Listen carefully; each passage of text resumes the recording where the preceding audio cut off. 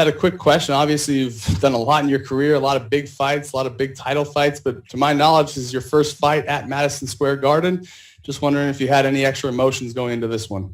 Yeah, man. First fight in New York City, actually. This is a bucket list for me. Something I've always wanted to do in my career. I was supposed to fight Michael Chiesa in Brooklyn when the Conor McGregor bus situation happened, but I got pulled off that card. So first fight in New York City, definitely a bucket list. I can't wait to see the fight. Thank you so much for your time, man. Thanks, bro. Jonathan Roblicon, 5 Region Sports. Appreciate the time, Anthony. Short turnaround from your last fight coming into this one. We know the rib was a little bit hurt. How was training camp, and how is it feeling coming into this fight?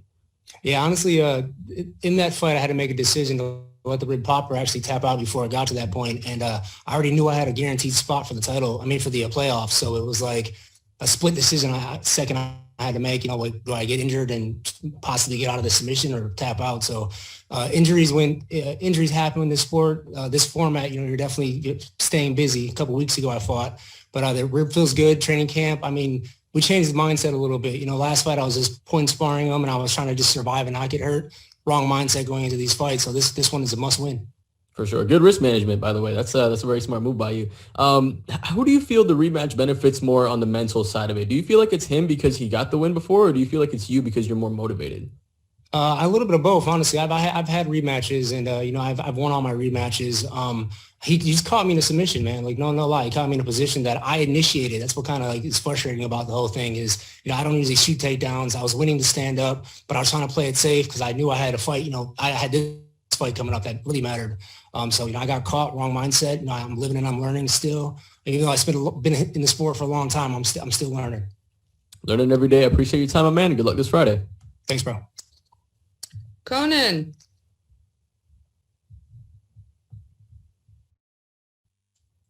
Hey, Anthony, after your loss to Stevie, were there things you added or you changed in your training? Yeah, most definitely. I added Eric Koch, a training partner, sparring partner that I've actually used a lot in my career. Me and Eric Koch used to live together when I won the WC World title. Southpaw, a great fighter. And just the mindset, honestly, like I went that last fight thinking I had to survive and not get hurt. This time I'm looking to finish. Between Clay, Raoush, and Stevie, who do you consider as your toughest PFL opponent so far? I'm sorry, I missed that one. Say it again. Between Clay, Raoush, and Stevie, who do you consider as your toughest PFL opponent so far? Clay Collar by far. Yeah, Clay Collar that's one fight I thought I would see again. It's crazy to not even see him in the playoffs. But yeah, Clay Collar for sure. His pace and his boxing and his body work was something I wasn't expecting. You've been with the PFL for more than a year now. What do you consider as your favorite experience with the PFL? I love the season format of it. There's a real off season. You feel like a real athlete. The first year I didn't know what to expect. I took it as like a regular fight. I did a 2-month training camp, and then I fought Clay Collard, and I had injuries. I had stuff that I couldn't have a full training camp with for the Haoush fight.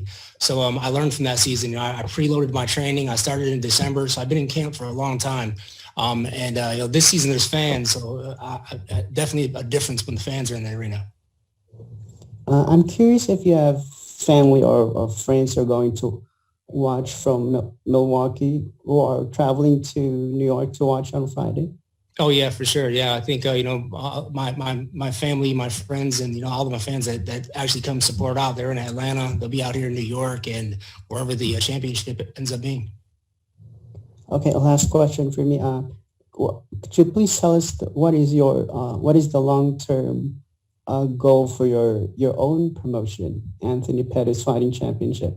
Yeah, man, I just set out to provide a platform for these younger generation fighters to get showcased. I think me up and coming, the way I did it was, fighting in sports bars and Harley Davidson dealerships, and now the sport's growing a little bit where we can actually put on lower level productions that are at a higher level, so these guys that are getting a chance to showcase their skills, not only in front of the local crowd, but in an international world audience.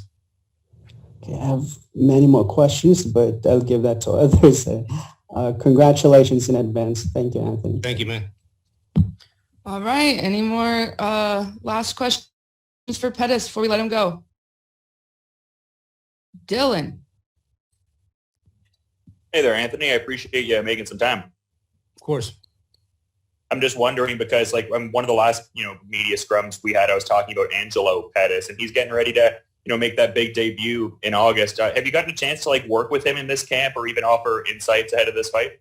Not this camp, but I mean, when he started training, I was with him every day. When I was in Milwaukee before even COVID happened, he was already training. We almost couldn't find an opponent for this card. Actually, we couldn't. No one would take the fight at an amateur level. They were trying to get paid for it. I'm like, yeah, he's an amateur. So we had one of our guys got injured, and opened up a spot for him to jump in last minute.